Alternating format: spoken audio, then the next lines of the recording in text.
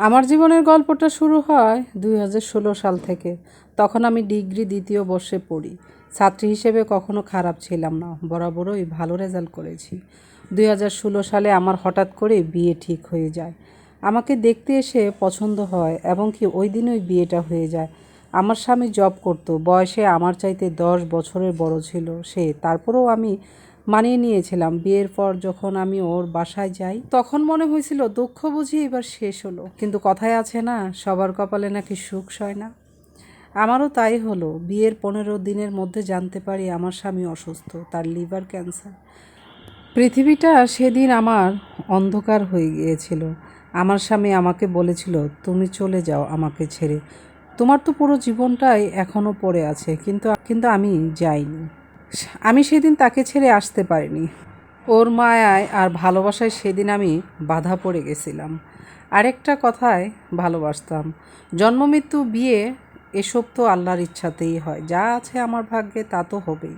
প্রথমে তাকে মেডিকেল হাসপাতালে চিকিৎসা করানো হলো, কিন্তু কোনো উন্নতি হচ্ছিল না। আরও যখন অসুস্থ হয়ে পড়ে তখন সে সারা রাত সজাগ থাকতো, সাথে আমিও সজাগ থাকতাম, কারণ তার কখন কী লাগে এই জন্য। কিন্তু অসুস্থ থাকার অবস্থায় আমাকে কখনো অভাব বুঝতে দেয়নি। আমি চাওয়ার আগেই সব পেয়ে যেতাম। শহরে চিকিৎসা করার পরে প্রায় 10 লাখ টাকা শেষ হয়।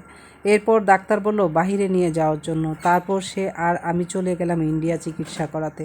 সেখানে প্রায় 9 লাখ টাকার মতো শেষ হলো, কিন্তু তেমন উন্নতি হচ্ছিল না। আর আমি তো সবসময় 5 ওয়াক্ত নামাজ পড়ে আল্লাহর কাছে ভিক্ষা চাইতাম। এভাবে কেটে গেল আরও কয়েক মাস। তারপর চলে আসলাম আমার বাসায়। বাসায় আসার কয়েকদিন পর থেকেই আমার পরীক্ষা শুরু হয়ে গেল। তাই তাকে নিয়ে তাদের গ্রামের বাড়িতে চলে আসি। তারা ছিল 2 ভাই আর 4 বোন। সে ছিল তৃতীয়। আর ছোট বোনদেরও বিয়ে হয়ে গিয়েছিল। তার বাবা ছিল না। তারপর সে আমাকে নিয়ে আসে আমার বাবার বাড়িতে।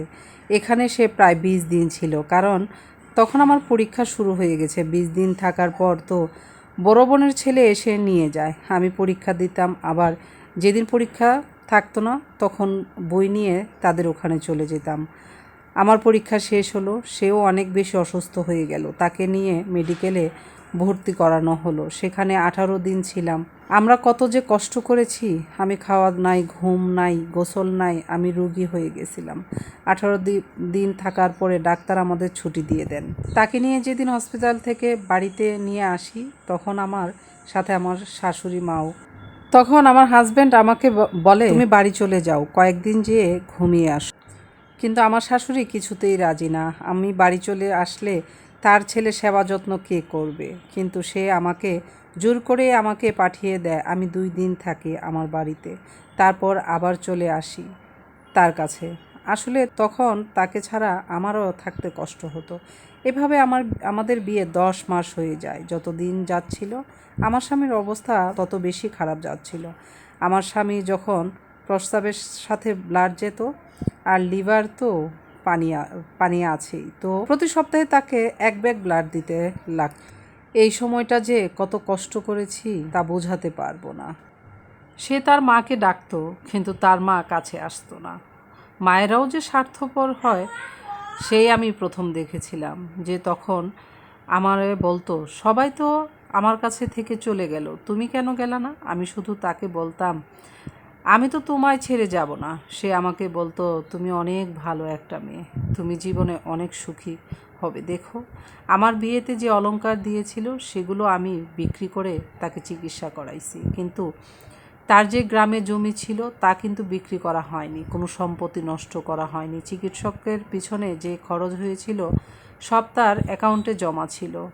ওর বোনগুলো খুব স্বার্থপর ছিল। আরেকটা কথা, সে আমার বাবা মাকে খুব ভালোবাসতো। আমার বাবা মাও তাকে কিছুটা হেল্প করেছিল। আমার বাবাও তো তেমন কিছু নেই, যতটুকু পারছে ততটুকু করেছে। এভাবে 10 মাস শেষ হয়ে 11 মাস হঠাৎ একদিন আমাকে ডেকে বলল, চলো আজ আমি তোমাদের বাড়িতে যাব। আমি বললাম, তুমি তো হাঁটতে পারো না, কিভাবে যাবে আর কেন যাবে? তখন আমায় বলল, তোমাকে আমি কিছু দিয়ে যেতে চাই। তুমি তুমি তুমি আমার জন্য যা করেছো কোনো মেয়েই তা করবে না। অন্য কোনো মেয়ে হলে যেদিন তুমি শুনেছিলে আমার ক্যান্সার সেদিনই তুমি চলে যেতে। আমি সেদিন তাকে বললাম, শোনো, আমি কোনো কিছুর বিনিময়ে সেবা করিনি, এটা আমার দায়িত্ব। তুমি আমার স্বামী আর আমি তোমার স্ত্রী। যা করেছি তা তোমাকে আমি ভালোবেসে করেছি। সেদিনই তার সাথে আমার শেষ কথা ছিল। সন্ধ্যার পরেই আর তার কথা বন্ধ হয়ে যায়। এভাবে এক সপ্তাহ থাকে। তারপর জানুয়ারির 10 তারিখ মেয়ে আমাকে ছেড়ে চিরদিনের জন্য চলে যায়। কতটা যে কষ্ট হয়েছিল তা বলে বোঝাতে পারবো না। আমারও ইচ্ছা করতো মরে যেতে। তারপর ওদের বাড়িতে 3 দিন ছিলাম। 3 দিন পরে বাবা আমাকে নিয়ে আসে। আসার দিন আমাকে তারা কিছুই দেয়নি। আমার জামা কাপড় যা ছিল আর আমার বাসায় যা কিছু ছিল সব কিছু তার বোনেরা ভাগ করে নিয়ে যায়। আমার পরনে যে 3 পিসটা ছিল সেটা পরেই চলে আসতে বাধ্য হয়েছিলাম, কারণ আমি তাদের সাথে ঝগড়া করতে চাইনি। সেদিনই তাদের সাথে আমার সমস্ত সম্পর্ক শেষ হয়ে গেল। যেখানে আমার হাজব্যান্ড নেই সেখানে তারা আমার সঙ্গে কী কারণে সম্পর্ক রাখবে আর।